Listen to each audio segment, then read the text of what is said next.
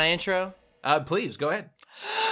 Welcome back to another episode of the Pro Crastinators podcast. Why'd you hit me? Listen, we all have our sins that we have to atone for, Ben. We aren't all free of the vices of humanity. We have to be punished. And in this glorious Wild West setting that this episode takes place in, yes, that's right, we are in 1986, aka the pure barbarity of man in nature. I'm able to do whatever I want to you, my wife. You know, God ordains it. You know, Munchie, I'm glad that it's the end of history and we've scientifically discovered that all morality derives from religion and that there's no God, and therefore everything is permissible. Mm-hmm. It's very liberating. I agree. We also have Nate. Friend to all the peoples of the earth, but most especially what is known as the honorary Aryan race, the Japanese. They're my favorite. Why? Any particular reason? I mean, I can't imagine anything that they've done that's of worth. So, name one thing done by the Japanese or the Aryans. I'll tell you what, Ben. Or the They Aryans, starred in fact. in a supporting role in 2003's smash hit starring Tom Cruise, The Last Samurai. And gotta say, big hit. Big success. Hey, way to go. Actually, a speaking point for later, you know what the Japanese also did? They did... That's One Piece you're hearing right there, and we'll get into that in just a second. But we also have Mage. Oh yeah, I'm back, and this is what I come back to. Okay, Mage, you're our prodigal son. You've been gone you're for. Our Helen of Troy, Mage. You're our Helen of Troy. You're our Joan of Arc. You're our Steve Brule. Where you been? I've been in Lithuania as I usually do.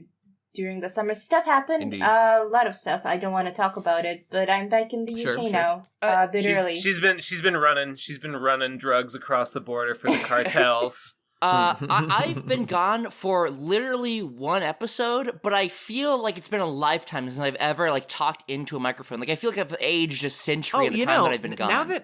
Now that I think about it, I'm actually surprised that you're here, Munch. I was expecting you to be continuously occupied. Aren't you on a road trip or something? Well, all secrets will be revealed, but I have one thing to tell you right off the bat, and that this is the last PCP I'm recording in the house that I've spent my entire internet career in. Wow. Yeah, I am leaving at 10 p.m. this evening, and I will not come back until Christmas, if not for summer. So this is the end of an era. It's actually happening. The wheels are in motion, and I'm going to college literally, I'm heading to Boston tonight. Well, actually, that's not entirely true. I'm heading to D.C. and then to Baltimore and then to Boston, but the idea is there. Hey, aren't we all getting a bus together? We are. We're all going to be jamming out. So after BronyCon, me, Ben, Cassie, and Hippo are all going to ride in the same Greyhound together, and it's going to be glorious. And we're going to have the whole place to ourselves, so we're going to force everyone else out. Wait. We're taking the bus there, too, right? From Boston to Baltimore. Nah, I'm flying in. You are? Yeah. So I think as is Gib, I think you guys are just taking a bus out together? Yes. Right? Yeah. Okay. All right. So let's just be super clear. Most of us, not Mage, but the bunch of us are going to be at BronyCon next week, which might mean that this is one of the super rare occasions when no PCP gets made. We're not quite sure how that's going to work out. But it's going to be the Mage episode. On my own. Yeah. Oh, that'd be great. Dude, we need it's got to be the PCP B-listers, all the second-rate characters that nobody likes. Digi, Jesse, Mage, Devu. God, that sounds so much better than Monkey Jones, Jeff. Monkey Jones, I can't tell you how sick I am of us. Nino, Econ. The gang's all here. Ben, why must you increase the sniper red dots on your face to more than the already astounding 20 that it's at? Or I guess 15,000 or whatever the Twitter followers of Sargon Avocado is. God. I like him. I'm like a little cat. I like to I like to paw at them with my little paws. Curiosity killed the cat, they say. Hey, anyway, I'm just asking questions. You were right, Ben. I was on a road I know. trip, and I got back from it. I went to Chris State. Originally, the plans were quite... What is Chris State? Oh, well, cross the state means you go one way. Well, Chris goes upwards. Oh, crisscrossed him. Okay, all right. So I went Good. Chris State. You went Chris country skiing. Yeah, basically. Yeah. And it was great. And I'll spare the details, doesn't matter. But I went from my hometown of San Diego, my soon-to-be ex-wife, San Diego, all the way cap up. any motherfuckers? I capped a few. There were many instances. One of my friends got scammed by a fake homeless person. That was cool. There were many people to cap. There were many like unfortunate shadowy figures. I assume by that you mean like TF2, like capture the flag, like along the way, just like capping territories and that's basically the case. I mean, yeah, basically in between Los Angeles and San Francisco, there's nothing really of note other than Monterey, which we stopped in. But there's basically nothing there. So it was a long driving, and the only stop that we had on the second day while we were going through that long, like 5-hour stretch of basic nothingness, there was like a really like shit hard to describe tourist trap, which like, oh god, it was like. It was like, imagine a gift shop for a theme park, and the theme park is themed after the Wild West, and it's only the gift shop, and it's this really tacky antique shop. The place is called Bravo Land. It's called Bravo Land. Look it up if you can. Johnny Bravo Land? Basically, Bravoville. The Brazilians call it, of course. It's this antique shop, but the only antiques are literal trash. I'm talking used soda bottles. That kind of stuff is on display. And some of those are collectibles, I guess. For $10, you're gonna get a used Dr. Pepper from 1980s. Is that Maybe worth $10? If it's some kind of collectible to some, perhaps. I don't know. Maybe I don't know if that's the logic or not. There were rusty wrenches. There were just like great. Logs of wood you could buy. Was there an old literal Nokia nightmare. in there? There's like what? An ancient Nokia phone. No, there was yeah. no Nokia. Unfortunately, I would I have am snapped that in a disappointed. second. That was great. Here's the only thing I want to talk about this. Here's the only thing is that I had a sequel to something that happened in Rome, and something that I talked about on this very podcast, and that's I fell back into my old disgusting ways. This was the Leaning Tower of Pisa 2. The San Francisco Chinatown. The Leaning Tower of Pisa 2, 9/11. Basically. Now there's two of them. Listen, I didn't understand what the big deal was about 9/11, but now I understand after a personal tragedy has happened to me. I understand what it must be like to experience pain due to 9/11. The San Francisco Chinatown. I understand what it's like to experience pain, period. It's a fucking nightmare. The San Francisco Chinatown is a fucking nightmare. Imagine the most generic, like, tourist shops you can imagine. Not anything themed towards China. Just like get your keychains here, San Francisco. Oh, get your fucking like Giants caps. Get all these most like who buys the generic like New York like tourist things? Who buys like I love San Francisco? Or who buys like Giant shirts? Like who does this? What kind of person? Dad so the thing is like I actually asked myself that same question when I was in an airport, and I thought like, they're marketing to the wrong people. They're marketing to the tourists. But like, I think the people who would buy such things was probably people living in those places because they have pride in where they live. So I'm confused. You can only buy so many pieces of merchandise. Hold on. Relevant to the place you live. What's the merchandise we're talking about? We're talking about really tacky touristy things that say I love San Francisco and just have like pictures of California on them and that are just like, I mean, in every boilerplate here's the thing. tourist story you've ever seen. The people that live around there, they might buy like one shirt to rep for their hometown, but the tourists that want to show like how well traveled they are, that's a continually refreshing resource. There's going to be more of those guys every fucking day. Indeed. I guess, but I would totally buy an I Love Lithuania t-shirt. Yeah. Except no one would ever make such a garment under any circumstances. I want to get sometimes I think about getting like a map of the Boston T system like tattooed on me. Dude, okay. I want a T map so much. I'm looking at right now I'm looking at a map of Boston that I got. That's a really like cool, like almost like 3-dimensional old-timey map. And it's sick as hell. I would totally get like Boston merch. I'm way into that. Yeah, dude, Ben, you remember when we were in the Provincial Center when we saw like those like those like play toy like tea trains that you could like buy for like your kid? I want like a full set of those. Look at this link in the description to the fucking thing that Mage just posted. Lithuania sweatshirt. It's pretty sick. Whoa, Wait. cool. Oh my god. Yeah, I want it. That's sick as hell. Hey, by the way, quick point, because we met new PCB character Grace last week, my sister, who was on. My sister, she's mine. Damn. I'm sorry, who are you? Right, Okay. but the point I said to Grace, as I've said before, like the one tattoo, Ben, speaking of tattoos, that I ever thought of even possibly getting, was like the Joe Star on the Joe Star place on my shoulder. Wow. And I just said to Grace, because she's a tattoo artist, and I just said to her, like, Grace, I'm just curious. Like, has anyone ever asked you for like, and I describe it's on this exact spot, and she's like 1 week ago, this guy comes into my shop and gets this exact same tattoo, and I was like, oh, I just felt the wind rush out of my sails. And you were just like, oh yeah, I mean.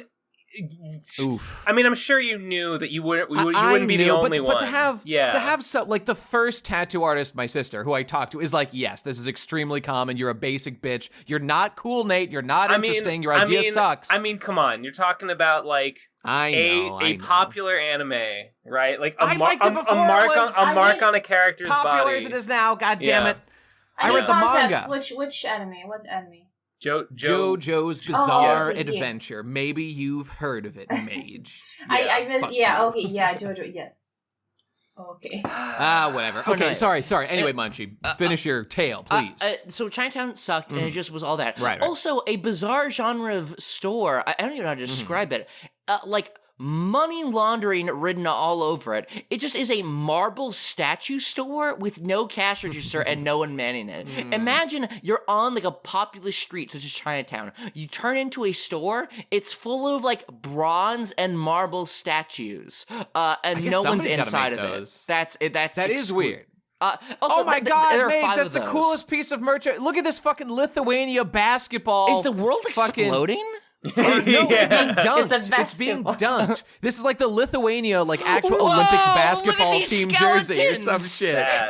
I love it. Yeah, the skull dots. Holy shit.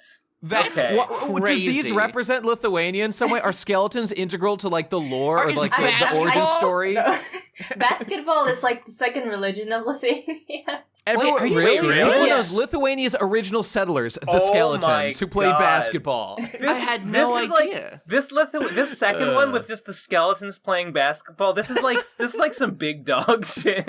I think it's a variation of an original design in 1998 or something. I'm not sure, but this is like the original. It was really popular at that time, and people are bringing it back in. This is incredible. Ridiculous. I didn't. Is that's so weird. I didn't know there were any European countries that gave a shit about basketball. Yeah, me neither. I wouldn't imagine. This is but I guess Lithuanian. Yeah, you're known to be quite tall. Are Lithuanians tall? Is that why they play basketball? I don't know. I mean, I was pretty tall in comparison, but the guys were taller than me once they hit puberty. So I guess we're kind of tall on average. And we were pretty good too. I say we people who play basketball in Lithuania. Yeah, I suppose there's probably some Norse genes going on there, Viking blood and whatnot. They've been known to dunk. I found out. I learned a term. I learned a historical term. Wait, fuck. Lithuania is in the region called the Balkans, right? No, Baltics. Baltics. Fuck. I always confuse those two. Okay, never mind. Baltic is the sea. Yeah. Okay. I see. Balkans is the World War I. Oh, I learned what the word balkanize means. I'm thinking of it's like down in like a Middle Eastern, like Russian, like Turkey kind of region. To balkanize a region means to divide it into mutually hostile states. Okay. Yes, so that's something you don't want to happen. Oh, like they did live. with India and Pakistan back in the day, right? Does that count? I guess so. Okay. And I think this is what happened to a lot of the former USSR. You know what I'm saying? Yeah, all right. You know what I'm saying? Yugoslavia, I learned whatever. this. I'd heard this word thrown around, and now I know what it means, and I feel intelligent. Good job, my man. IQ, Let's my look at IQ that. points. I The gained 2 Balkans- IQ points. Yeah, the Balkans, I'm pretty sure they're like in the southern part of Europe somewhere. Let me see. They are. They're just north of Greece. Looks like the Balkans they're are south of Austria, Slovenia, Croatia, Bosnia, Herzegovina, Serbia, Kosovo, Albania, Macedonia, Bulgaria, Romania. All right, enough with the fucking geography lesson. I'm Let's get back to sorry. the epic meme interesting. story. All right. Okay. Meme away, my We're actually learning something for once. I hate learning, and I love losing information. Oh, Munchie, and take it away. I forgot Montenegro. Everyone's favorite. I start dancing for Nate's amusement. Yeah, that's tippity right. tap, tippity tap. Cool. Hey, excellent, by the way, I as I stated before, I'm leaving this house, and Right. I've built up such like a genuine friendship with the people that staff my Chipotle. They know me by name, by order. I walked in to my Chipotle, my last visit, and it seems like everyone was on staff. Like there were like 20 people in the kitchenette line for some bizarre reason. It's like a small store. And everyone like jumped up and said like, "Hey, double steak queso's here." Took my order. They said, "Oh, you're going to leave? Oh, you gotta come back." Wait. They call you double steak queso? They call me double steak queso. Like when I said that it was my last day, like everyone was like upset and sad. They gave me my meal for free. They said like come back as soon as you can. Is that true? Did they really do that? No, I'm serious. I'm 100% dead serious, Nate. Damn, I that's have crazy. an absolute kinship with Chipotle, with the Chipotle staff at my local venue, and it's great. It's the only family I've ever known. It's the only time I've really felt loved by another group of people. It's great. Like just like walking in, having new people that you've never talked to, be like, "Hey, wait a second, are you double steak queso guy?" I'm like, "Yeah, I am double steak queso guy." Everyone knows me. Hey, everyone, check it out! It's that double steak queso Literally, guy. that's happened, man. That's literally happened. Like, "Oh, hey guys, it's double steak queso. He's here." Dude, That's like happened. what That's a actually happened to me. weird, Fascinating. quirky order. Double steak and queso. Like, are you kidding me? Wait, It's I not a genuinely quirky don't. order. I genuinely Who'd don't have the get audacity? It- Why are you double steak queso? It's I because don't the get it. frequency of my visits. It's because Oh, I'm okay. such Clearly, a regular. yeah. Okay. That they know me by heart. They know my order by heart. It's not guess the fact that the Chipotle- order itself is significant. It's the fact that it happens like every day. Chipotle shares your cultural and genetic background, an ungodly mix of the white man and the red man, and out comes double steak queso onto God's green earth, offending us all with his presence. Anyway, that's what I call my dick. But delighting us as well, Gross. delighting our humor. I'll miss our them four so. humors. I'll miss them from the bottom of my heart. The Chipotles in the East Coast are like terrible. They're like abjectly terrible and like are like disgusting. They're like I have no pig basis for slop. comparison. They're yeah, so I'll believe bad. that. I'll believe that. West Coast Chipotles are the way to go, and I'm gonna miss them. The only family I've ever known. It's upsetting. Well, that's the end of that chapter, I guess.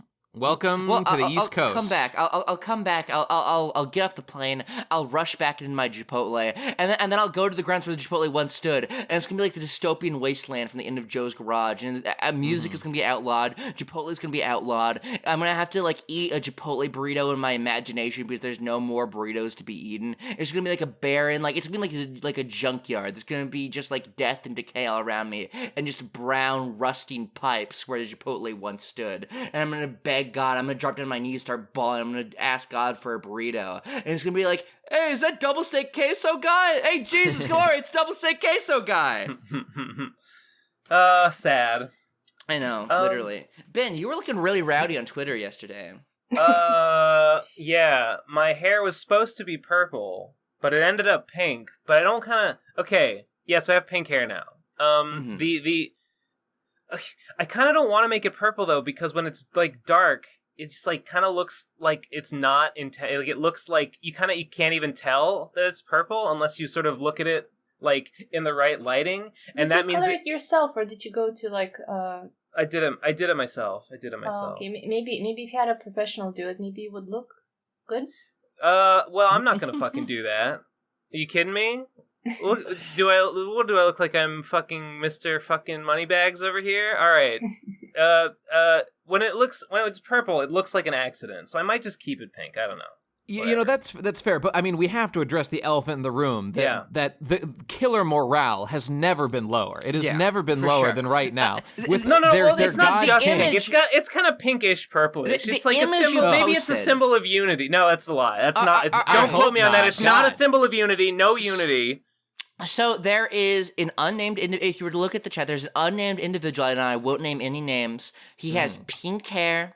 He is looking at the camera aggressively. He is breaking the law and has vandalized a fire hydrant by posting a sticker claiming that his heinous act of vaping is not a crime. And he's wearing the smoking gun. He's wearing a Rowdy Pride shirt. Tell me, that's not right. He has a pajama pants on with Japanese kanji plastered all over it. He's crouching in the middle of a darkly lit suburb. It's Chinese, that's you racist. Literally rowdy. Tell me it's not right. How is it not rowdy? Ben, tell me how it's not rowdy. Tell me how. Tell me how. Okay, well, he's Shut wearing the shirt. Fuck up, you piece he's of wearing shit. the shirt ironically, Shut and he didn't put that up. sticker there. He found that sticker there. Someone else had put it there, and he felt a sense of camaraderie, and he had to express it.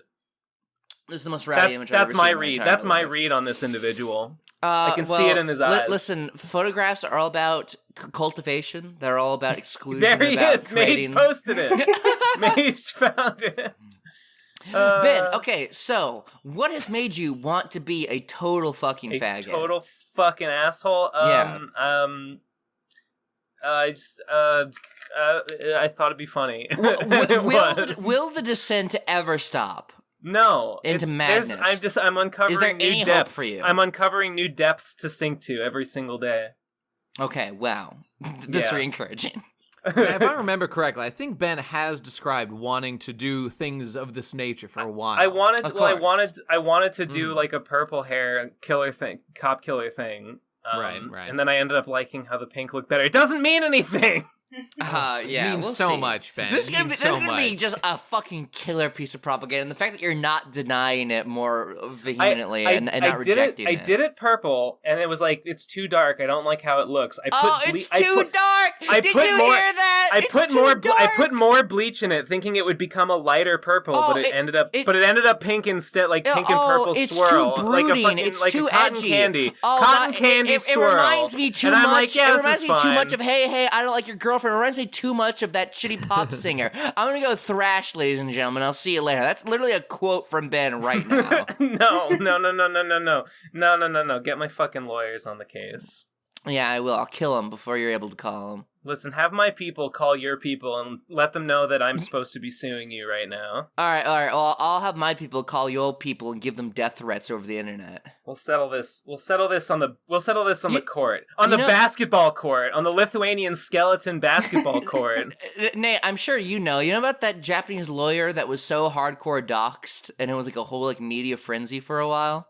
I'm not sure. No, I don't think I know what you're talking about. His name escapes me. I think it's Karasawa, I believe. Anyway, it was a funny event in Japanese history. Japanese internet goers are like the scariest fucking group of people, like basically like ever. Like I feel like if you were to offend like the Japanese like 2chan audience, like your life could just be like over in like an instant. So there's this Japanese lawyer who like I don't know was trying to defend some anon on 2channel who was made fun of. Anyway, he got so hardcore doxxed that people would go to his house every single day. People were making like art of him and posting it everywhere in the city. It was this whole like giant like media frenzy.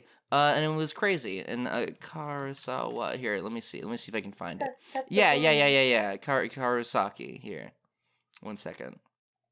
I will post in just a moment. But it's crazy. Okay. It's crazy that people are able to just like completely shut down a person's career. God damn it! Where is it? Hold on. I'm not fully following the story here. Yeah, I need more information. Me either. Yeah. What happened? Who? Where? When? Why? On 2 channel. Some random douche was being bullied online. He calls a lawyer. Okay. He calls a lawyer. And the lawyer is like, "Hey, I'm gonna sue 2 channel," and he posts it on the web, on the forum because he got bullied there. No, not the person himself. Like he calls a lawyer, and the lawyer steps in and posts on 2 channel. Okay. And then that's really funny. That the lawyer's identity is discovered, and then people go on a trolling spree and dox the lawyer and the client, of course, and just like makes a ton of art to ruin the reputation, and it's a big funny meme here. Google. Okay, that's not fair. I mean, the lawyer was just doing his job. Okay, but didn't he do a stupid thing? Didn't he do a stupid thing by saying he was going to sue 2 channel? Yeah. Like, isn't that being bad at his job? I mean, there's nothing. Look, a lawyer's job is not to know ahead of time if they're going to necessarily win or lose any given case. And like, I don't know, lawyers just do things that they think they have a chance of succeeding at legally. I don't know. I don't have the same kind of animosity towards lawyers doing shit. They're just trying to see what they can get away with according to the law. I get being annoyed at like all the law shit, but but it seems like his goal was to take down 2 channel, it's really stupid. So I can see why they would be like, they're defensive of their site, and also they're like, look at this fucking clown thinking he can sue 2 channel over this. I mean, what I would have, if it was me, I mean, this is me, but I would have allowed him to attempt this and then just fail because there's no grounds for this. Well, they didn't stop him from doing it. I mean, but they did it sounds like they did far worse than that. Yeah. What exactly did they do? What exactly did they do to destroy him? So like they defaced a family shrine of like a tomb of his family. That's fucked up, man. What the fuck? That's just illegal. And they stalked him constantly. Like they sent drones to his house to try and observe him at all times, and like constantly went to his house and tried to talk to him. Did funny worship of him, made him really uncomfortable, and they posted like bizarre photos of him everywhere around the city, on train stations and stuff like that. They tried to make him famous. Yeah. Oh, it was a good old time. No, that's a little too far. I mean, making fun of him it's insane. for being a dumb. It's quite excessive. And, I mean, I don't know. People are silly about it. But, even when you do things by the letter of the law, it can still be morally wrong and, not a cool thing to do. Sounds like some of the things they did were illegal. Other things, I don't know. I get it. They're defensive of the site. They don't give a fuck. A lot of people on 4chan and 2chan or whatever are very nihilist-minded. Fair. I understand. You could expect these sort of things. And lol, it's funny that bad things happen to him as a consequence. I'm with you. I mean, I wouldn't want his fucking family shrine defaced. Yeah. Yeah. Yeah. But you mess with the bull, you get the testicles. I guess. Mean, it would have been okay if they just sort of made fun of him, but then doxing him and stalking him and then the shrine thing, that's a little too much. Well, I mean, I don't. Of course. Yeah. Well, did they dox him? I mean, he must have doxed himself if they found out who he was. Well, he probably was like, "Hi, I'm this lawyer, and I'm fucking gonna sue you or whatever." Well, maybe. Yeah, but his home address was not publicly known. Well, I mean, it sounds like I bet it was publicly available. Like, if he tell them where his family shrine was too, though, and include that information in his post? I mean, probably not, right? Probably not. No, probably not. Well, okay. Nonetheless, we don't know the details. Who knows exactly how bad or good it was? But very funny. I'm gonna go with 100% good. Yeah. Okay, that sounds. I think that's the default state that everyone should go to for any event. Just assume that it was a blanket positive. Since all morality derives from religion, and we've proven that God is fake, I'm gonna call this a 100% good thing that happens. What does this mean? What is this new line that you're parodying, Ben? What is this? What did Thought Slime say that once, and now it's the new thing you're saying? Yeah, he said it, and I was like, wait a minute, there's no God, I can do anything I want to do, and then I started smoking weed, and now I'm a libertarian. Wow, that's a great story.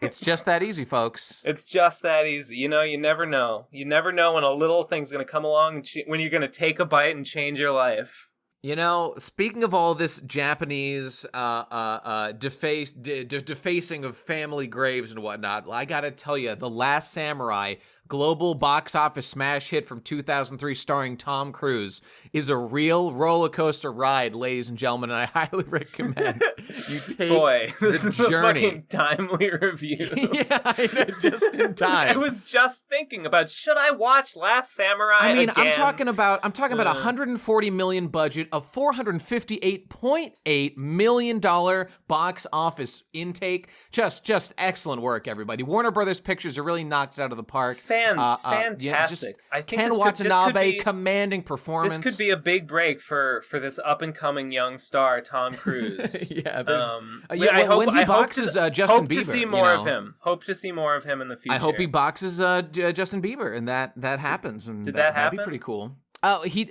Justin Bieber tweeted that he wants to, in the style of these YouTubers who have been doing like fights for entertainment, he wants to fight Tom Cruise, in the ring, like in the recently? MMA. Because Tom Cruise is like 70. Yeah, recently. I mean, Okay. I think Tom Cruise would kick his ass personally, but what do I know? I don't know. He's like 100 years old. Let's see how old Tom Cruise is, just for fun. He's got like the church on his 50-something. side, dude. And he's got Scientologists. He's gonna I bet he's gonna drink like some like secret potion. He's gonna become the Hulk. He's at least 60. Tom Cruise is 57. Tom Cruise is 57. Oh, wow, okay. And Justin Bieber's probably like 25, so like prime of his life, obviously. I still got to put it on Tommy. I think Tom would have some. I mean, they're both. He's literally a samurai. They're both literally. manlets. They're both manlets. So. Absolutely true. Absolutely Listen, true. he's gonna get some like 11-year-olds to like bathe in some sort of like spirit cooking pot event. He's gonna drink. He's gonna drink some of their essence, and then he's gonna grow 10 sizes and become a literal god and destroy. And Ken Watanabe literally surgically implanted the spirit of the samurai into Tom Cruise during 2003's smash hit The Last Samurai, which can I just remind, got over $300 million in profits at the box office. Just incredible work, everybody. Got to give it to Hans Zimmer for that score. Red R Pictures, the Bedford Falls Company, Cruz Wagner Productions. Everybody just did such a fantastic job. This is my timely review of The Last Samurai. Good work, everybody. I was going to say, speaking of Thought Slime, everyone's on the Thought Slime train now. Hippo's on it, Jesse's on it, everyone. Soon we're all going to be, I'm going to convert the whole entirety of the world right there. I'm going to convert the whole PCP to a narco-communism. Okay, but my contrarian nature does not allow this. I will not consume any Thought Slimes. Well, I'm sorry, you're going to be left behind in the revolution. Good. Prepare to have your fucking, oh god, what's the word? Prepare to have your means of production seized. Is there any place in this lonely old anarcho-communist world for an anarcho-capitalist just trying to make a buck? Yeah, in a fucking grave. is the place. Tom We've got Cruise a place looks like Keanu laid out. Reeves in the poster for The Last Samurai. This guy looks so like... Tell me it's not true, Nate. Tell me he's not the last samurai. Tell me there's more. There's hope for man. Even now, there has to be hope for man. Well, interestingly, The Last Samurai focuses on how Tom Cruise is not, in fact, well, he kind of was the last samurai standing at the end of the film. I guess I'll spoiler alert. It's about the transition from the way of the samurai, from Japan incorporating in like 1870 and whatnot, more like Western technology, and the emperor being all up on that business. But then Tom Cruise, a lonely old soldier from the Indian uprisings in America and the Civil War and whatnot. It's about him addressing the sins of his past and finding comfort in the ways of the Eastern samurai warrior and learning to quiet his mind in times of tumult. Is this literally just a parallel to your life, Nate? Did they just adapt it for the big screen? Yes. The answer is yes. God, I hope listen, so. Just this lonely soy boy twink roaming around the streets of America begging for a cock to suck, gets shipped off in a cargo crate to Japan, and just learns the way of the piston punch, and is able to become a full-blooded samurai and make YouTube dollars like no one, a king or emperor, had ever seen before. Oh, I don't know. I suppose this is whatever. It doesn't. It's just that there's something real. There's some you feel there's a hopelessness. The movie ends with the samurai just being like, "Yep, our time's up. samurai are done, so we're just gonna go fight, and then we'll all die. And Tom Cruise, who became a samurai, you know, whatever, he became one of the peeps during the thing. He fell in love with their ways. Everybody else died except for him, so he is, I guess, the last one. And everyone else is like, yeah, that's it, samurai are done. But there was beauty in their simple lives. There was a humble satisfaction. These noble savages. Ain't nobody calling them noble savages. They're just noble, Ben. They're just noble. Okay. I know. Yeah. It's been a long time. It's been and a you know long what? time. Some people have called this like a white savior film. It could not be further from the truth. It's about how the white man could learn so much from the East and how they're better than us. And how I need my samurai sword to cut down these filthy Western enemies of God's creation, aka the samurai. And God, I could not be more on board. Wait, no. They fucking lose the war, right? Like Tom Cruise just gets fucking gunned down by the new invention they cannot of stand Gatling against the guns. tide of history turning slowly against them. Yep. Yeah. Yep. But there's beauty to be found in that history. Oh, it's beautiful. I fucking love it. It was so good. That's it. PCP is over. Nate says, putting off his kabuki armor and his beetle helmet. My armor. Nate Bestman is the last podcaster. Listen, everyone's going fucking VR. Everyone's going hologram. No. Yeah, they're just getting audio directed like via syringe directly into their fucking eyeball. No one's got time for podcasts anymore. We can't fight the way tides of the future. History, man. We all know the way of the future is internet drama, internet blood sports, etc. But I sit here making my humble, whittling away bit by bit in my humble anime reviews, and I will not cease. I will let history crash around me as I stand against the tide, because I would rather die on my feet than die on my knees as a slave. That's how I am, and that's how it will go for me. Remember me, the last anime reviewer on YouTube. Gaze upon this video essay. Clicked new track over 1,000 times. Just completely made into a mirror shine, polished into oblivion. And I will slice down any of the naysayers. Point being, I just watched The Last Samurai before recording this episode of the PCP, and it was a great time. Highly recommend. I can't tell if The Last Samurai is genuinely good or if it's just actually good. And I'll let you know. I'll let you know what the difference between those is. Never, because you should know. I actually had 10 minutes left, but I gotta say, you know what? You know what's funny? Here's my little bit more of a review.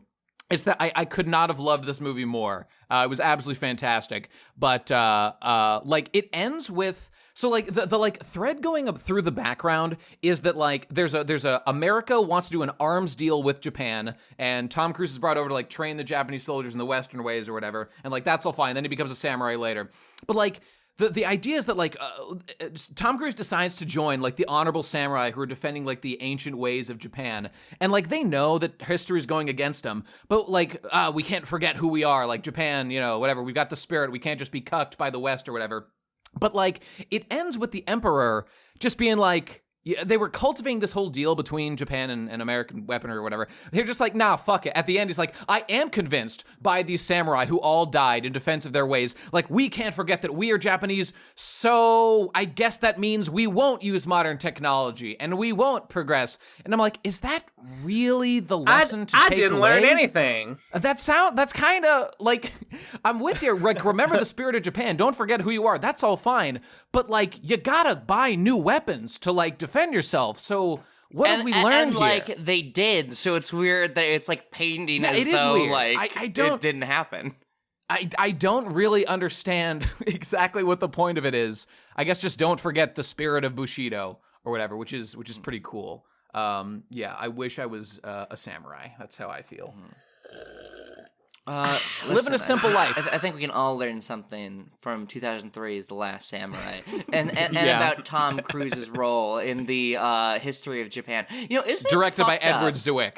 Isn't it kind of fucked up that Japan was wiped off the face of the earth because they weren't able to buy new weaponry because Tom Cruise stopped them from participating in the Meiji Restoration in 1870? Isn't that kind of fucked up, guys? Isn't it fucked up that in America their invention of the guilty Gear system nuked all of Japan and no survivors were remained afterward. That sucked. That was too bad. I think I saw a lecture about that. I think so. And historical Tom documentation Oliver. was great. Is Tom Cruise sole bad guy? I think we can pretty much all agree. Is Tom Cruise Tom Oliver? And he single-handedly destroyed God, Japan. I wish. Well, there you go. There's my review of the last samurai, everybody. Yeah. Speaking of goddamn movies that we saw. All right. Here's the bombshell that I want to drop here, and I'm gonna spin a yarn here because it is like the lowest point of my entire life. I did something really bad. I did something like naughty. I did something that I'm gonna have to like get on my hands and knees. I'm gonna have to confess to you guys. I saw the live action Lion King movie, and I know. No, how dare you pay for that? No. I know. Never I know. forgive you. Listen, I will never. This is a mistake. That's human core. Seeing Disney remakes is the most human core thing you can do. No, seeing them is fine. It's paying for them to see them is bad. Sure. They're both wrong in their own ways. Listen, okay. So here's I want to paint a picture for you. Okay. It's the last day of my trip in San Francisco. This is the last moments I will be able to have in San Francisco. So far, it's been a wash, really. I mean, the piers were nice, the Fisherman's Wharf were nice, but I didn't really get a sense of anything truly local. It just felt like a bunch of tourist traps. And Chinatown, the previous day, was the epitome of that. It was just completely just four numbskulls to come in here, spend a lot of money, and then get out. There was nothing of actual substance inside of it. Sure. The next day, we're walking across the city. We see a lone movie theater, and we see the Lion King is playing. It's about maybe 4 or 5. We get seats. We watch the Lion King. It's a nightmare, and we chuckle about how bad it is. We think that we've made a fine decision in watching a movie that was bad for the sake of just joking about it, and then we vowed to watch the original. Big mistake. And then we walk to what was the point of that day. For you see, we wanted to check out Chinatown's sister, Japantown, because we thought that would be a great time. Wait, is that a real thing? It's completely real. It's completely real. Where? What town is this in? San Francisco. You have a Japantown? Yeah, Japantown. Do they frequently Weird, perform okay. Nanking reenactments on Chinatown? Oh, are they next to each other? Oh God. They're Tensions actually are high. separated for fear of riots, so they're separated by a few blocks. Good. Race war! So we get out the Lion King. We had just spent $14 to see live action Lion King. The sun setting. And San Francisco, if you guys don't know, it's vertical. It's a TF2 map. It's a quick map. Vertically integrated. Literally. It's a vertical slice. There are vast mountains we must climb up to get to our destination. We're crawling up talking about how John Oliver Zazu was so bad. How Seth Rogen as Pumbaa was so bad. We're walking. And so far, we're just twiddling our fucking thumbs. We've wasted our time here in the city. We get to Japantown, ready to have some fun, ready to hopefully Japantown to live up to the promise of what we thought Chinatown would be. We're here to save the trip. It's closed. Every single shop in Japantown is just closed. like Japan after they dropped the bomb. I mean, by that I mean Guilty Gear happened and Japan was wiped off the map. Literally. So Yeah, we're right. rushing through. We're seeing used anime VHS store. We're seeing cool manga bookstores we could have gone inside to. We're seeing all of these little food sushi stands we could have gone into. We're seeing all of these things that we would have loved to see. We're seeing all these things that we could have spent an entire day inside of just this one little mall in Japantown.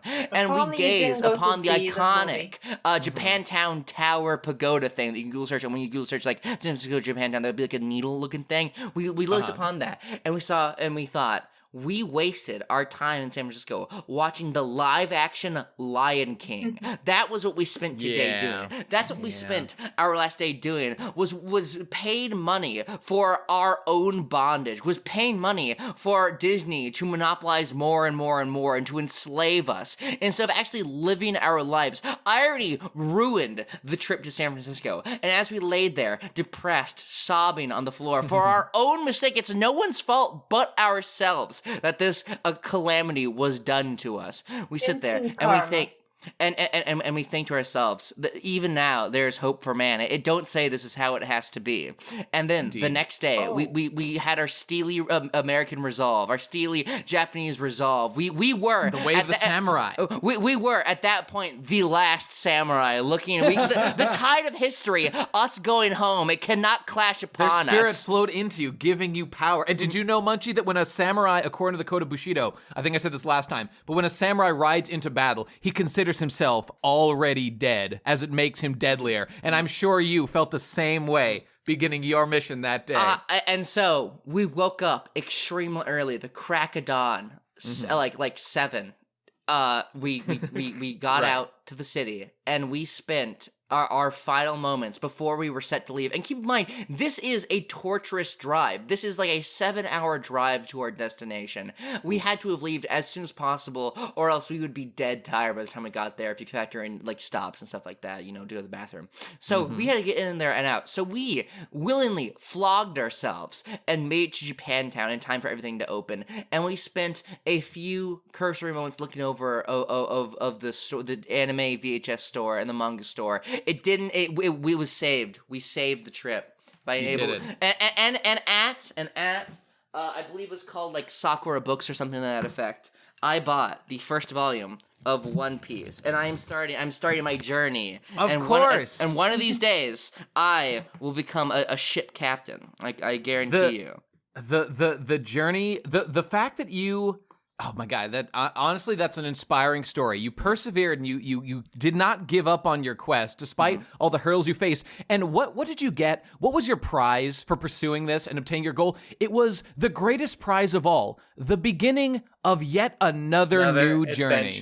That's what could be better, and that's how One Piece is gonna end. Mark my words, with the beginning of a new adventure, because that's what life is about, people. It's about pursuing your goals and finding fulfillment in doing so. That's how the samurai lived, and that's how you lived, Munchie. And as the last samurai myself, I'm happy to dub you my samurai for life. Welcome to the club. God, honorary samurai. This is like the reverse of what we were talking about at the beginning. This is callbacks. This is true narrative stakes. This is it. Yes, it's happening. It's Gesamtkunstwerk of epic proportions. They're gonna get to the monopoly, the anarcho-capitalism island, and then Luffy's gonna get off and he's gonna watch live action Lion King, and that's how One Piece is gonna end. Incredible. Well, Munchie, I could not be happier to hear. People talk, even me, when I'm week to week, me and Gib doing the podcast, we get all wrapped up in like what's happening right now in these chapters. Actually, when we do the podcast, you guys probably don't listen because you're not on the latest chapter or anything. I wouldn't know. But like, we can be very critical of like what's happening on any given chapter, especially considering reading chapter to chapter is kind of the most critical way, because you're like, oh, is the thing that happens next going to live up to our expectations? Is is this arc going the way we want? We can be very critical. But every time I look back and read like any section of One Piece, if there's a reason why I do it every week. It's the only thing I talk about every single week, because it has brought me the most joy of anything I've been involved with in my life. And I'm such just a humbled fan to be able to, talk about it and share it with people like you and other people who I've had the honor to get into One Piece through listening to the stuff I've said about it. So I'm so happy for you. And and whatever, you don't owe me anything, you don't owe anybody nothing. You could hate it, and that's fine too. But it's just makes me very happy to hear. I mean, so far I'm obviously only a chapter in, but just the art itself is alone for me to want to keep watching. It only gets better. I believe you. I believe you. It just so looks different. Fantastic. It's not your I don't know. We all there's a lot of discussion in anime circles about how like anime all looks the same. It's all the same. One Piece is so unique. It's such a unique style, and a lot of people don't like it. But I love it. A lot of people don't like it because it doesn't really look like anime. It kind of looks like I feel like the Oda's art style has sort of like a kind of French Belgian-ish kind of look to it a little bit. Yeah, I see that actually. I know what you mean by that. Yeah, I think I know what you mean, but it's very cartoony and silly proportions sometimes and whatnot. Well, whatever, man. Yeah, I could go on all day about One Piece, but I don't want to lecture anybody about it. I'm just very happy to hear that you're getting on the bus, getting on the boat, sitting out. If you're ever in a new location, here's my advice to you. And I said this advice before, but I need to reiterate because even myself, I forgot. don't go anywhere just because other people go to it. Have a reason. If you have a reason to go to Chinatown, if you look up on Google Maps and there's like a cool restaurant you want to go to, by all means, go to Chinatown. But don't just go there, because it is the thing to do. Because you're going to get fucked up, and you're not going to be able to learn the joys of whatever your town's equivalent to Japantown is. There's surely a cooler place you could be going to than something that everyone else already has. Probably true. Probably. Easy fucking peasy. Well, what a journey. What a Japan-centric episode. My favorite kind. God, I want to play Sekiro again. Sekiro is the greatest game ever made. I love Japan, period, and that's all there is to say about it. But by the way, also at Japantown, I got a manga that's exclusively in Japan, and I can't read it. And it's a Kirby manga that wasn't released in the West. Oh, fascinating. You should put a picture up somewhere. Yeah, sure. I will. Because I can't Google it. I will take a picture and I will put it in the show notes. Fantastic. Hey, I have a left turn topic I wanted to bring up. That's a total before we switch topics, I just noticed an odd little pattern. It has absolutely no meaning, but like everyone, all the PCP members currently in the chats, with the exception of Ben, has a 6 in their Discord number, and I just noticed that, and I thought that was kind of funny. Fascinating. Once again, I'm the odd man out. I'm the lone. I'm the champion. Mage's number is dissident. I don't know if I should say the number, but I will say that it includes 666 just in the thing.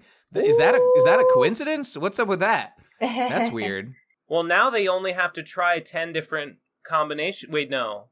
40 different combinations. I mean, the thing is, to guess it. I don't add people if I don't know them. So even if they do hang on. Surely there's more than 9,999, or I guess 10,000 people on Discord. Well, here's my logic. I mean, your Discord. Wait, you're right, but your Discord number is only 4 numbers, right? I think the name is like relevant somehow, like the name is incorporated. The thing is, people can't really add me due to the heart in my name. Yeah, right. Oh yeah, that too. The purple heart protects me.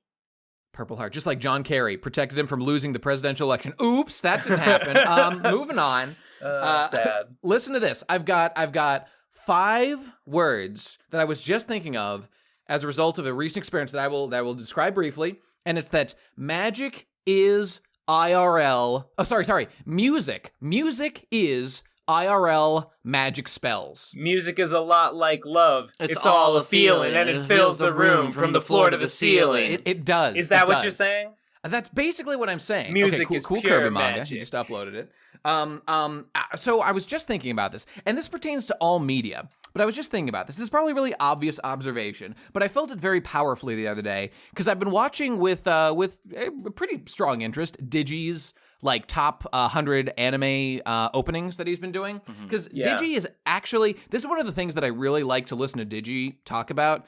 Frank, I'm not that interested in like his music takes necessarily, but obviously we overlap in anime and I care about that. But like Digi's taste is very different from like your average like Watch Mojo top 10 anime opening, like whatever.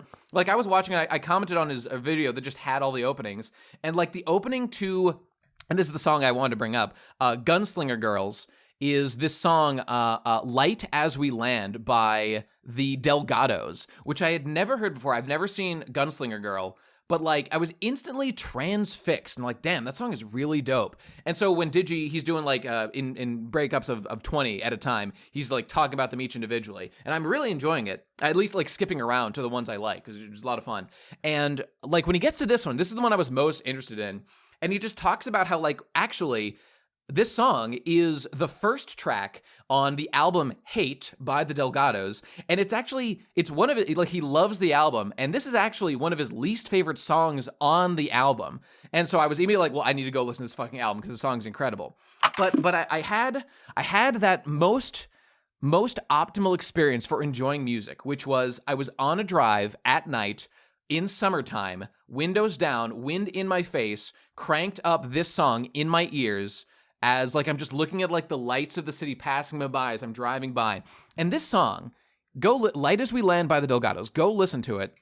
It sounds like the soundtrack one plays while you're committing suicide. That's what it sounds like to me. Only not in the like funny like haha I want to die like shit zoomer way, but like the old doomer way of like life is crushing me. Classic suicide. Classic suicide, because it's about the pain of life not touching you. This is what I understand. This is how Digi described it. It's about how while you're floating in a happy state of mind, not focused on the bad things of life, but that the light as you land that fades as you come crashing back down to reality. And now this sounds a lot like suicide. Tumble in. Yes. Down. Sorry, that's the only anime song I know. Hey, no problem. It's the only one that matters. Look, here's my point. To get back to my point, I absolutely love the song. I'm gonna go listen to this album, Hate. I can't wait to go listen to it, because if it's as good as Digi seems to be implying, it's gonna be incredible. But like, I was listening to the song, and I'm like, music is the strongest magic known to man. Because it just has this quality of, like, I think about, like, the people who write music, like Bach, or, you know, any modern band, the Delgados who made this song. They sit down and they, like, work on riffs, and they work on notes, and they work on lyrics, and they work on chords and all that shit, and they're literally weaving a magic spell. And this spell has the effect on me, someone who's basically music illiterate. I know a little bit, not very much. I've been playing more guitar later, which has been a lot of fun as a result of Digi's thing and other stuff. Cool. Yeah, I've been having a great time. I was practicing another song from that. What is it? Hit in the USA by someone I can't remember, but it's the opening theme to Beck, Mongolian Chop Shop or whatever. Squad? I don't know. And it's a hard-ass rock song, and I fucking love that opening. It's dope. And I have a pedal, so I can sound really hardcore and overdrive and whatnot. Okay, it doesn't matter. Point was, I was saying, like, these people, they're like witches concocting a witch's brew. They're throwing in their eye of newt, throwing in their leg of virgin, they're throwing in their period blood of menstruating mother. I don't know. They're throwing in all kinds of weird components. And the result is, on the other side, people like me who don't understand music theory basically at all. And I don't know, like, we're just totally ignorant to the process. Nonetheless, it has such a powerful effect. It has such a...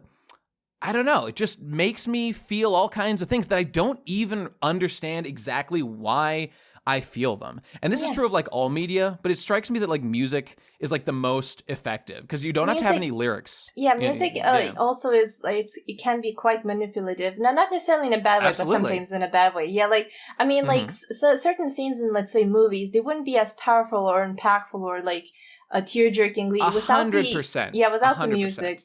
Music gets really underrated, honestly. You know, I think a lot about Anthony Fantano once said, like, somebody asked him on one of his Q&As, like, or one of his Ask Fantano, whatever. Let's argue. I think something like music is overrated as like a medium or whatever. Like, I don't know, like something like video was better, or like music would be nothing without video, like something like that.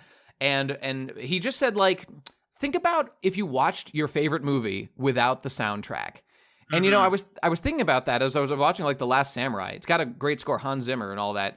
I was just thinking, if the exact same things were happening, I had all these emotions. I loved the characters so much, and it was so badass, and it got me so invested in, like, the way of, like, these humble Japanese samurai just wanting to honor their way of life and their ancestors and shit. And I was like, I feel you guys. I feel you in a big way. But like, if you just play that exact same movie without the soundtrack, I think I would have been like, I mean, fuck these guys. Like, time to get with the times. Your way's over, idiots. Gotta buy guns. Gotta put down the bow and arrow. Pick up a fucking gun. You're idiots. Buy an iPhone. Another really interesting thing about the music is a timely lack of music can be just as impactful as having music in certain other times. At the right time, for sure. Yeah, absolutely exactly. True.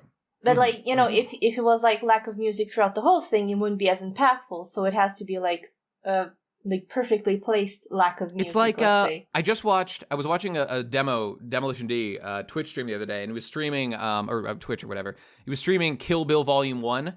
And, like, the fight against Oren Ishii after the Crazy 8 fight is incredible. And, oh my god, that fight is so sick against Oren. Like, this like, Spanish Latin cover of Don't Let Me Be Misunderstood starts playing, and it's the fucking sickest shit of all time. And I used that exact song in Gurren Lagann Part 2 review. I used it at, like, the hypest moment, because it is, like, the hypest song of all time. But, like, and at the end, when Oren finally gets, like, a hit on Beatrix or whatever, like, the song cuts. And then you just have like the two of them kind of stumbling around in silence in like this, once again, beautiful like Japanese courtyard with like the snow falling and just these two women, you know, dueling to the death. But like it's dead silence. And then they just like the hum of the swords and whatnot. I don't know. I just, after this experience driving, listening to the song, and just like feeling like why am I feeling so many powerful emotions right now listening to the song that I don't even really understand what it's about? I was like, this is a magic spell. This is a modern day magic spell. I don't understand what's going on. Isn't it strange that the human body has such a reaction to music? It is strange. Because like, why? Like, what in why nature? do we have it? Yeah. What in, like? Exactly. Okay, I understand, like, for instance, like pictures or like stories, because you know we can relate to them and we can understand language and we can understand what it's like to like have emotions displayed by like text and ideas being communicated to us. But why do we get ideas from something abstract as noise? Because like I understand why something may like shock you, like a symbol may jerk you, like because a loud sudden noise would be evolutionary beneficial for you to like be alerted someone's coming to get you. But why are we soothed by certain things? Why are we like brought to feel like triumphant music? Why can we understand the emotion of music when like those things don't like appear in nature, or I can't imagine they would. I have a theory. Sure. It's like, in a way, actually, it kind of goes with a topic I was thinking about bringing in, about like universal sort of symbols in a way. How like a lot of people, at least in a lot of cultures, let's say red would be a color of danger or passion. You know, stop signs are red. It's a very bright color. It's the color of blood. It's the color of like. It's so bright, and a lot of poisonous creatures are brightly colored, and maybe they use red. I haven't checked out how many of them use red, but yeah.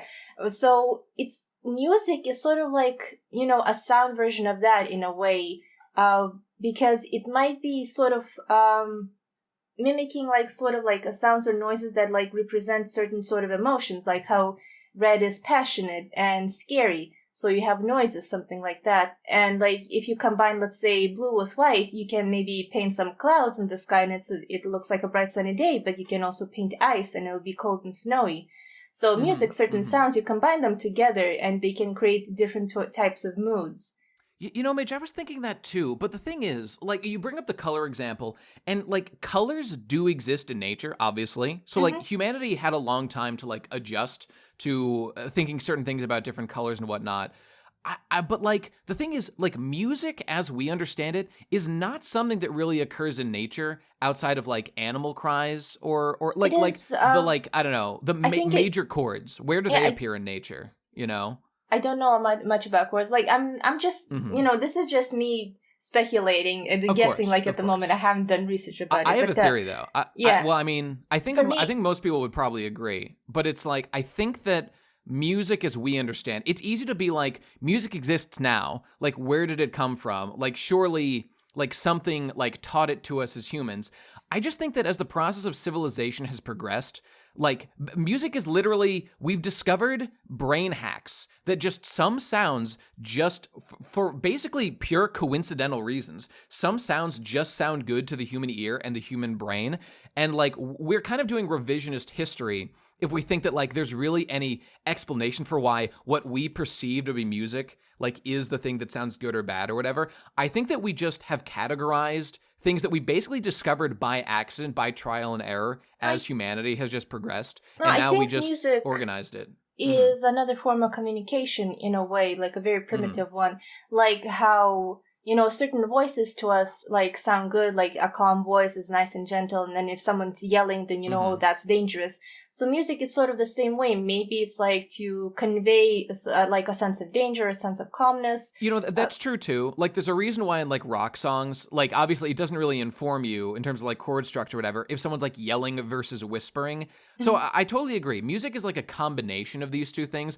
I think like music theory specifically, like that's the kind of thing I'm saying is like specific like note progression from note to note or whatever, evoking like a certain, like a minor chord sounding sad. That's not something that occurred in nature. I think that's something that we've just like figured out and then documented. And now we just, you know, we all like kind of are aware that A minor kind of sounds sad or anything like that. I think it's just music could be like a transformative thing of the sounds we actually have heard and trying to mimic. How, like, I like the saying how people said, Perhaps. like, oh, you know, they looked at a bird one time and then they decided to make a plane. So music is sort of like that. They heard a noise and they decided to sort of mimic it, but in their own different spin-off of that sort of noise. So something sad sounding, that they sounded sad, they try to mimic it with music, or like, you know, making a noise similar to it and then integrate it into music. I definitely think that's part of it. It's interesting you bring up A minor, Nate, because did you hear about A minor? No. He grew up.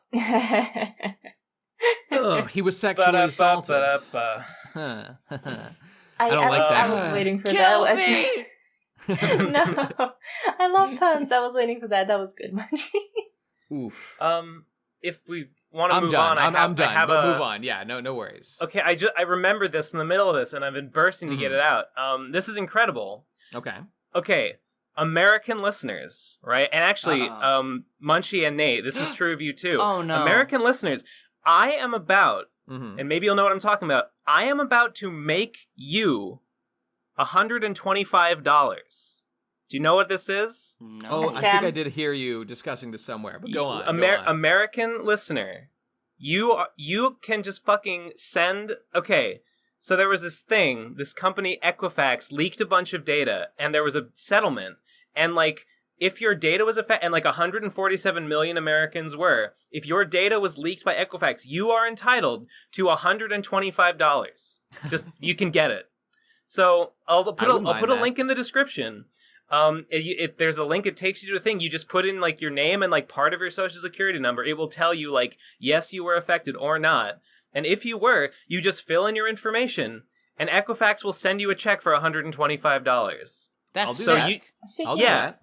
Speaking of data leaks, there's there's also, you can also, if you, there's more like if you, you can say like if you, I mean, I doubt this would apply to anyone, but like if you spent time like doing stuff, like if it cost you like labor hours, you can like apply for like some more for that. But like, okay, there's the possibility like if everyone in the world like if everyone like files for this, there might be a run on it, and like because like the total settlement amount is only like I think it's like $380 million.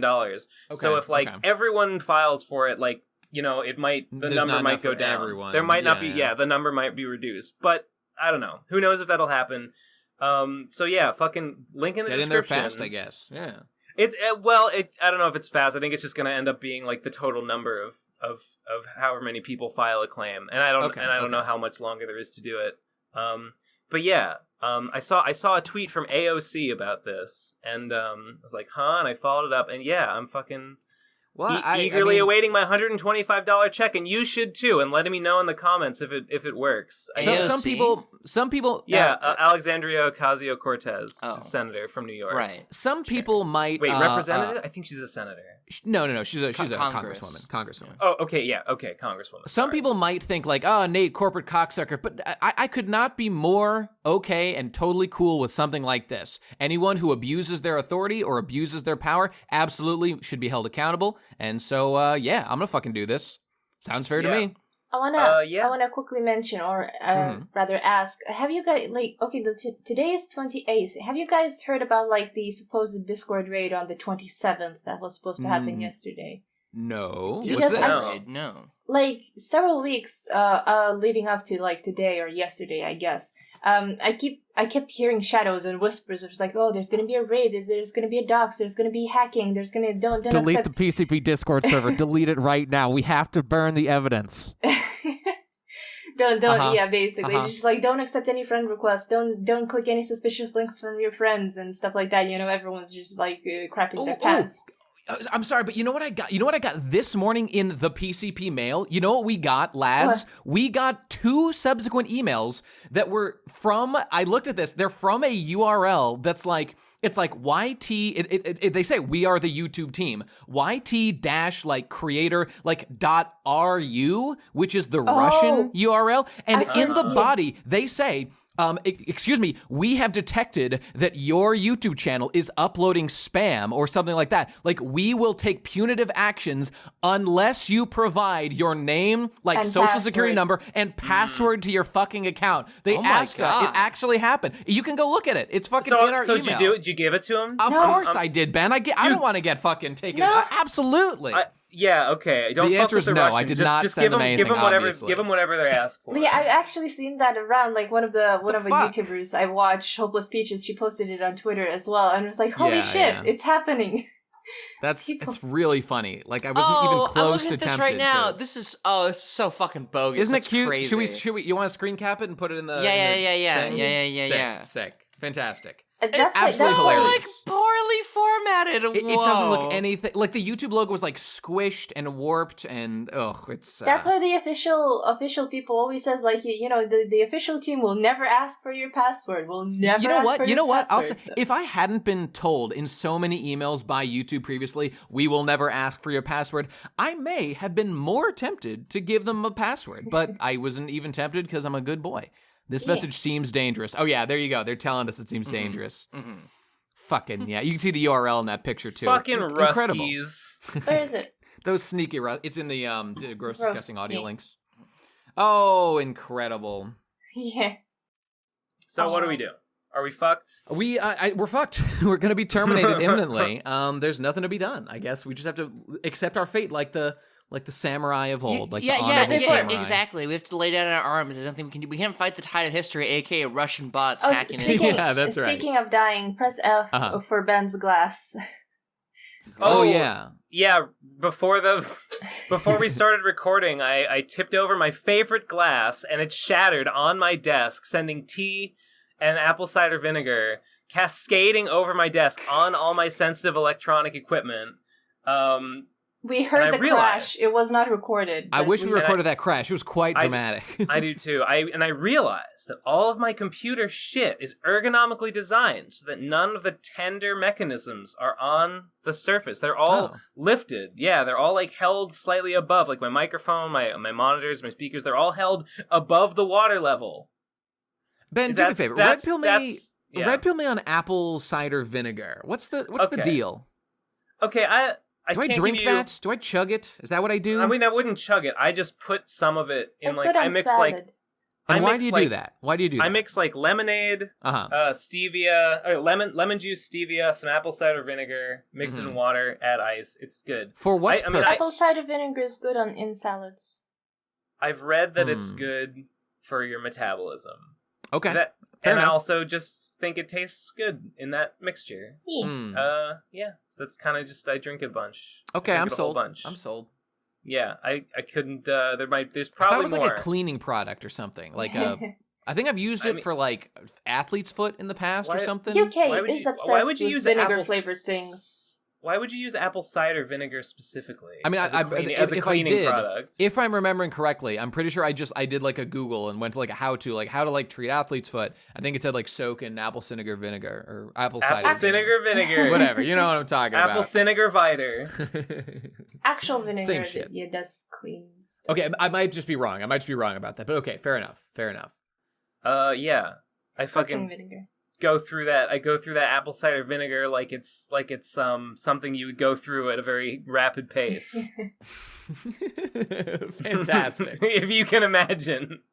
Do you guys do you like in the America? Do you have like salt and vinegar flavored chips? Yeah. Oh yeah, yeah. Oh, okay. I've never been a fan. I've never liked them. UK, I didn't like them as a kid, but UK has a lot of grew to vinegar flavored accept. things. It confused me. Animals, subhuman. Not a fan.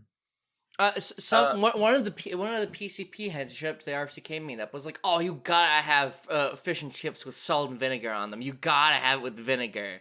And I didn't. Dude, you fight. gotta have a colonectomy and a colonoscopy put- at the same time. You've gotta do it, bro. It's a euphoric experience. Same argument. What do you Same guys argument. think about voicemails? Yes. What do you guys think about? We can do them right now if you want. Yes. I got them.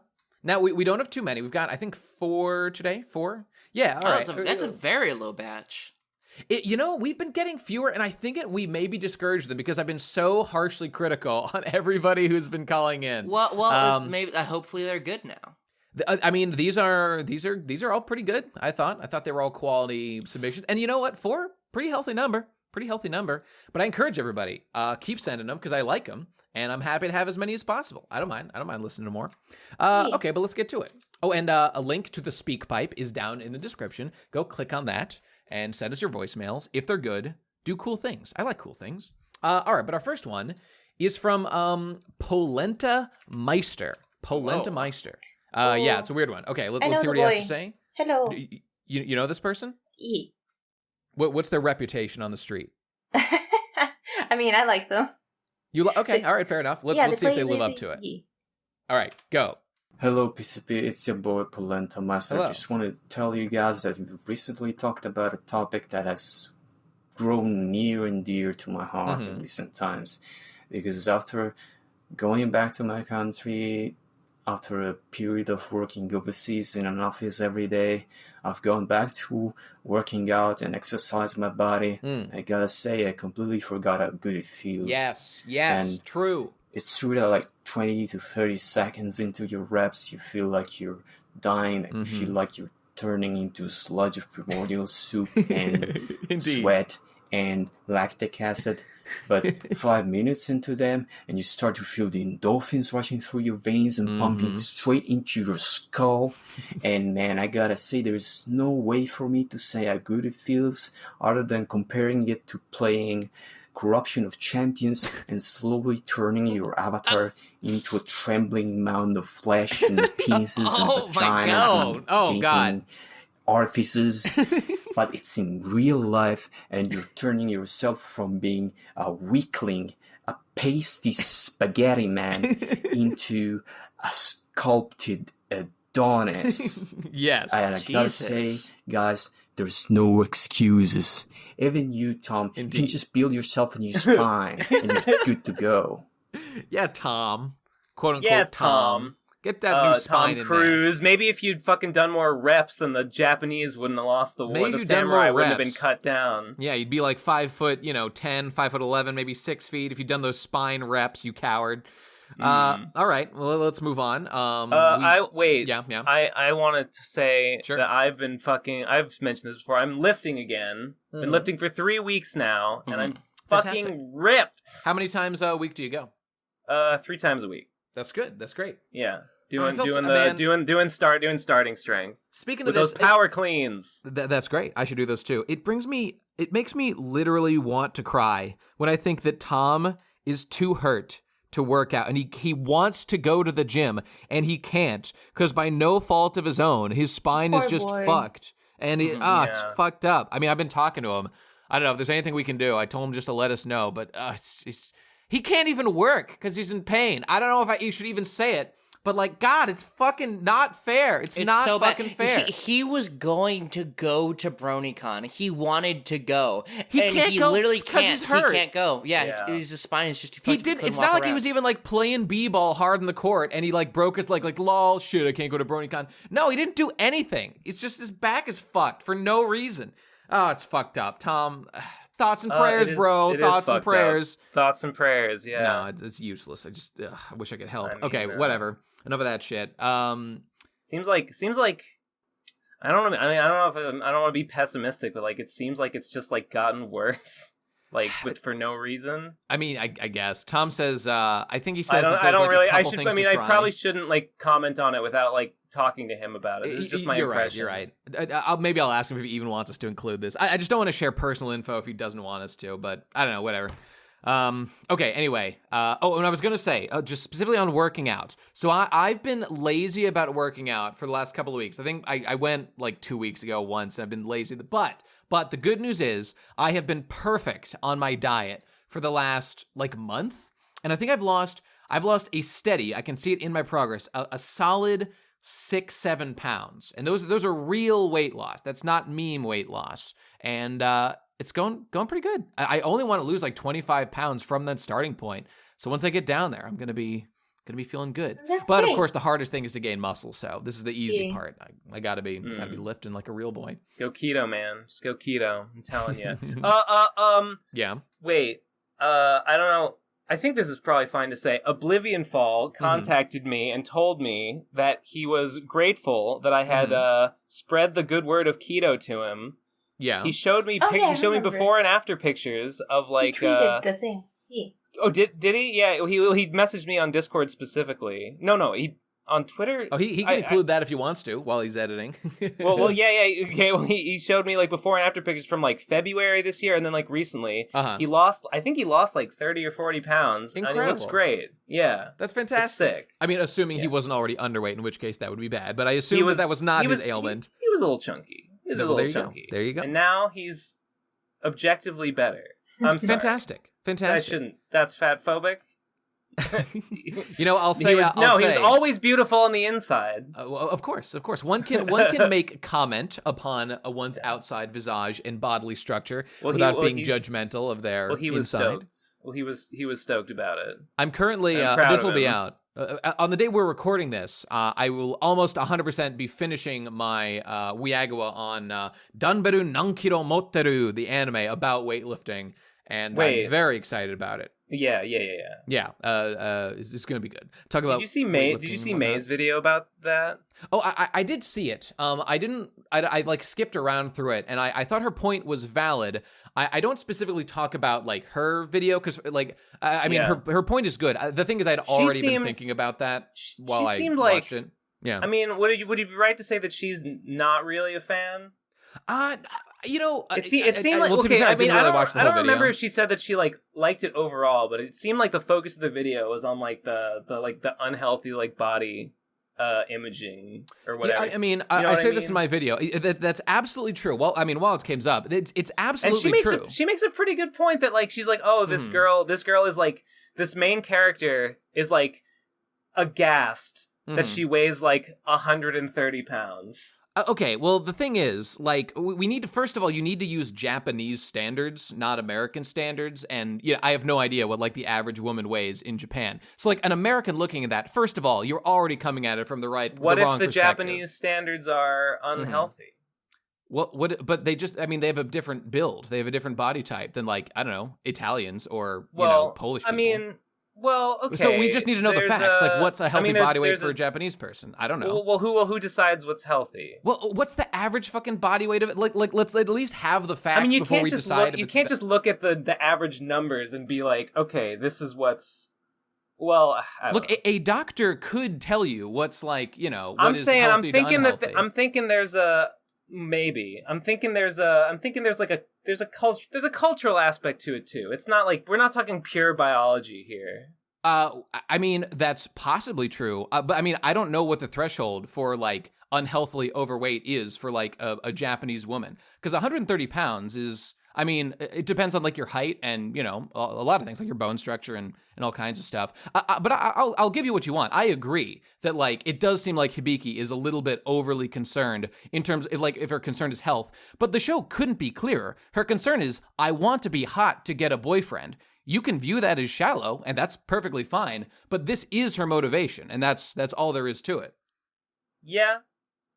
Well, all right. Yeah, fair enough. So it is. Huh? What? Yeah. Wait, what, Mage? But she's kind of already hot, isn't she? Well, okay, this goes to the other issue. Okay, first of all, we can talk in the West. There's, a increasing standard of like, we like thick girls. Sorry, I meant to say thick girls. I'm not the biggest fan of that body type, but like, I appreciate it like everybody else. I appreciate every body type. But like in Japan, I don't think that is the necessary consensus. Okay. I'm sure to some degree it is. I don't know. I'm not Japanese, so I can't really speak to it. But there's another concern that ties into that. That's like another criticism that May makes. And I had thought the moment I saw the anime preview, I thought this to myself. It's that Hibiki starts the series as, whatever, she wants to lose weight. Whatever, she's not. Mm-hmm.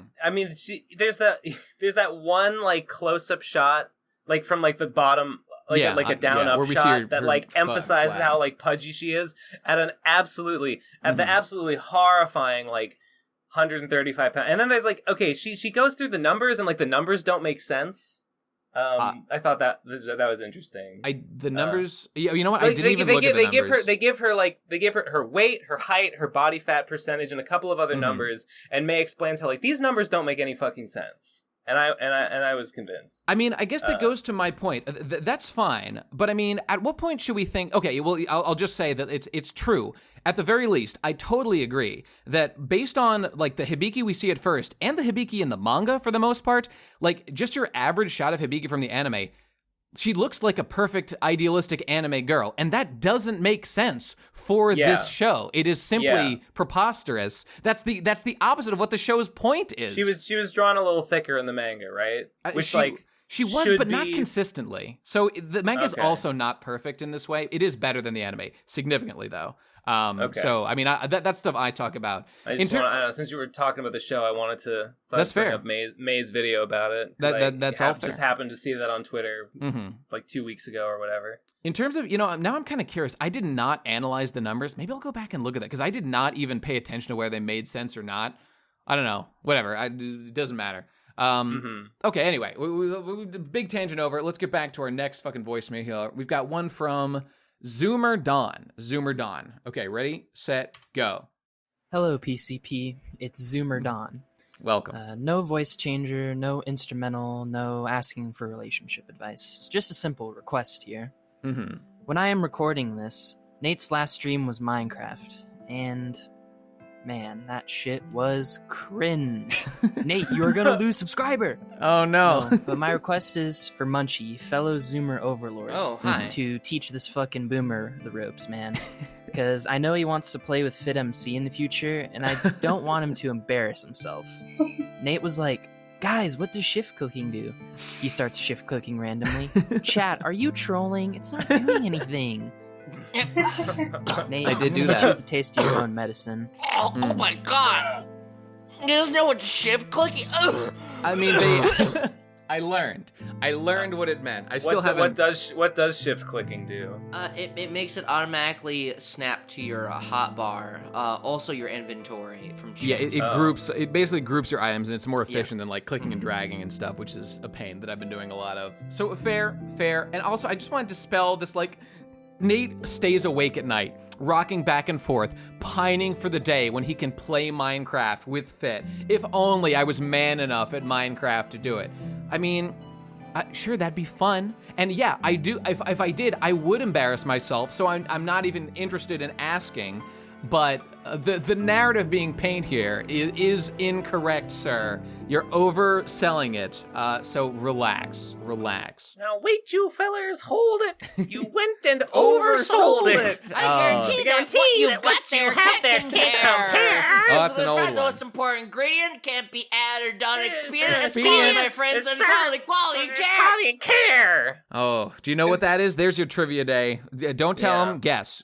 So say in the comments what that is. Guess in the comments. Guess in the hate comments. that How much money did you steal from? Did you wring out of the grasp of Equifax? And what is that song?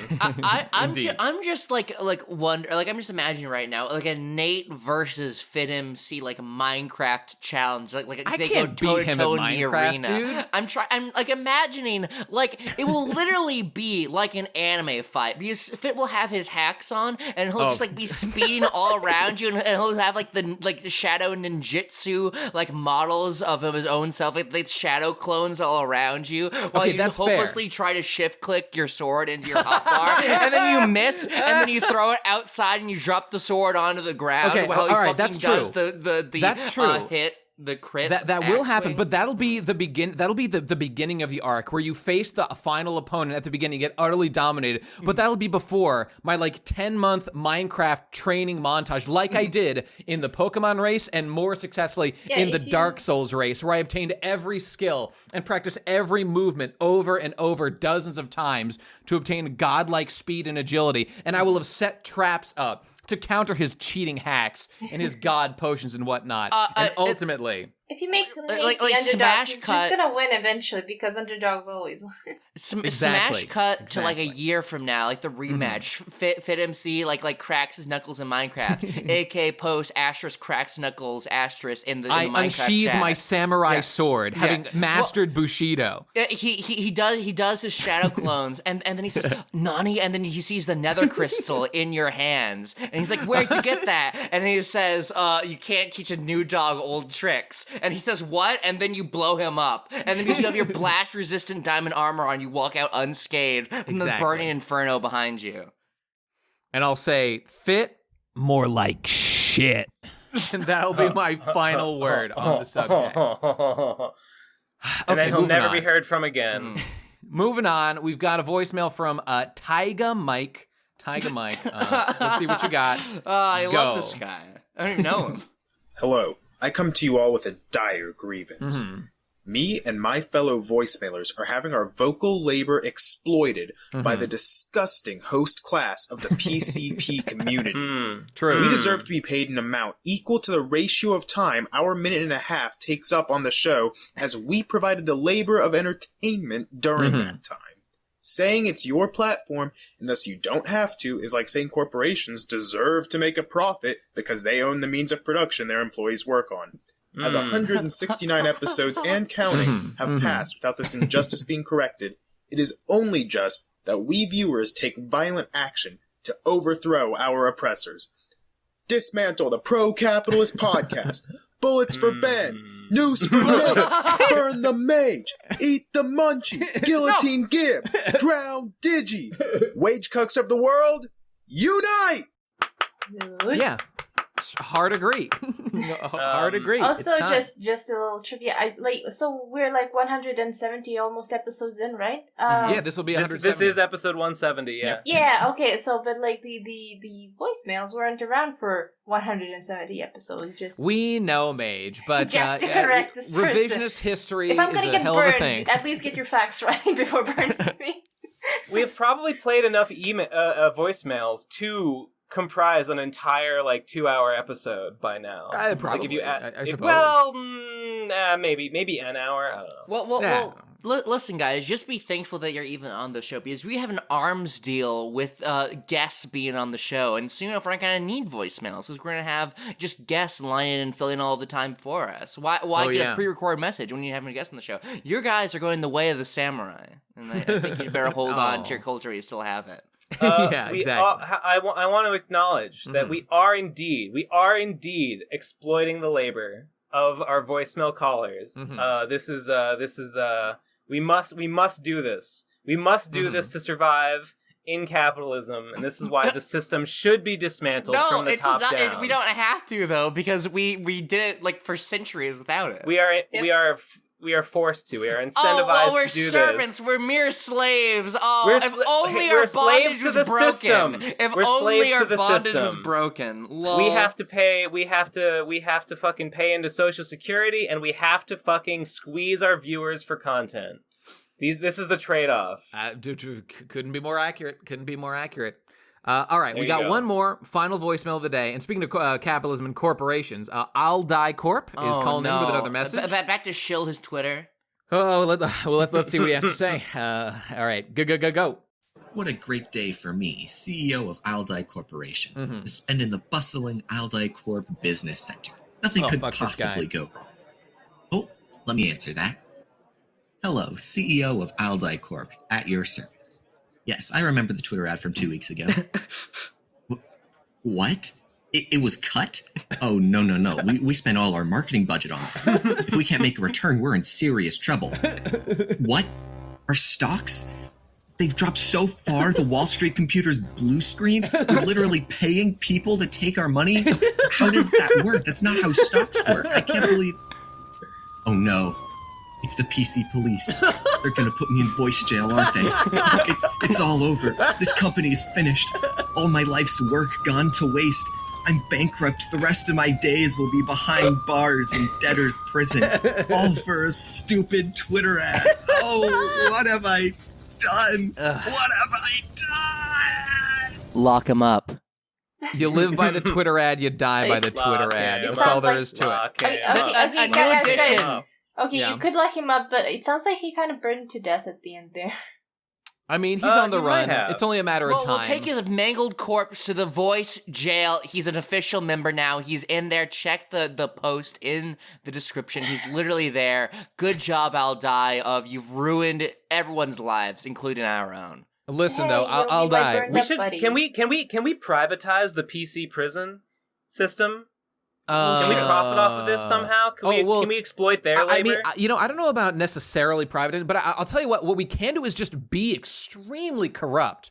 And, I'm happy to just, if Alda just gives us money, I mean, maybe that could get him out of voice jail. I mean, that seems like a pretty good idea. We're not saying anything. I mean, it could happen. I mean, anything could happen, We're just saying. We do live in a world of possibilities. We sure do, Ben. We sure do. Well, I guess that's it. That's it for the voicemails. Okay, no, wait.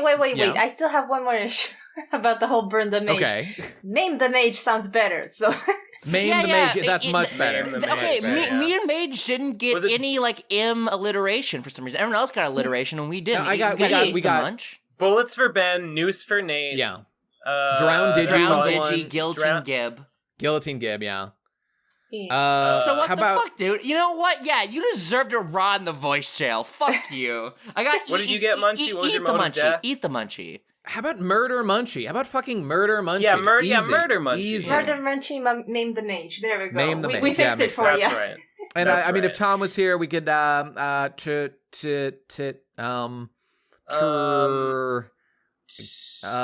injection, Tom. Yeah, there you go. Got it. He'd thank you for it anyway. He'd thank you for it. Lethal injection, lethal aurora. Lethal injection, lethal aurora. Yeah. Oh, that's pretty good. Yeah. That's pretty good Excellent. too. We made it. I'm trying to think of a God damn, what's this T? What's a murder T thing? Surely there's something. Okay, so this is what you're demanding compensation for. You're coming up to us with your fucking child's macaroni drawing, aka your voicemail, and you're saying, "Hey, can you put this in the museum, please?" And then we have to go in here with our expert painterly brush and curate and actually make a real official painting out of the slop that you've given us. It's only us who are suffering. You don't see the only victim here as us right now. That's the only victim. Got it. True, but I've got it. Traumatized Tom. Because what they're going to do is Tom will be left alive as the figurehead of the old regime so as to make peace with the common people who still respect their old overlords. That's his role. Traumatized Tom. He's already pretty traumatized, but a little more couldn't hurt. Tear up Tom. Oh, that's pretty good too. Yeah. Trample Tom. Trample Tom. I like Trample Tom. Now, these are all great ideas. He's writhing on the floor right now. His spine doesn't work. It'd be easy. Yeah. And undress Jess. I don't know what that implies, but oh Lord, that's a winner. Oh God, guys, you know what we should definitely do? We should definitely incentivize people to come up with all the ways that we could die. We should definitely laugh idea. and joke about that. Guys, post in chat the many ways that you want to murder us. I think that's a draw fan art of us being murdered. Yeah, yeah, that'd be great. Why is there no PCP porn yet? It makes me so fucking mad. It every single time I go on E621, there's no Nate Bestman tag. It's a fucking nightmare. What's wrong with you guys? Disgusting. But also, are we not good enough for you? Oh, what? Game Grumps gets Polygrumps, and we get nothing. We get the scraps. Yeah. We get the shit. We get the piss. That's fair. I can't wait till there's eventually when the PCP dating sim comes out, there will be an expansion pack, if you know what I mean. I'm expanding just thinking about that expansion pack. You know, it's gonna be. Oh, are you talking about the PCP DLC? Oh, that's exactly what I'm talking about. Can't wait. Hey, can't wait. Was there more coming from the dating sim? Yeah, they're still working on it. They're still working on it. Was there a date announced for that? No, I think they said September, but I could be wrong about that. I don't know if check out @PCP Dating on Twitter for all the updates. So that's where it's all at. Hell, maybe I'll finally be in the game.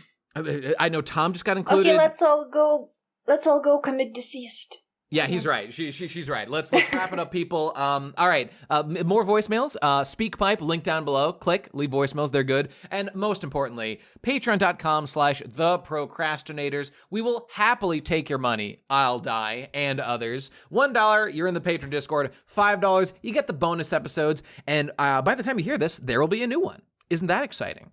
So stay tuned. Go listen to them. There's I think it'll be 28 think I'll be 28. And at TB Crastinators on Twitter for updates. Can we get a 1 in chat for Munchie House? Munchie House will be gone. Rest in peace. Deceased, Press 1. And I shall record here. The historical Munchie. I hope you fucking burn it down behind you like the Elrics did. I will. Oh, dramatic. I'll leave no trace. Don't lose your way. That's not Elric. All right, anyway, we'll see you later. See you next week, everybody. Thanks for being here. Have a good night. Good night. God bless. Thoughts and prayers.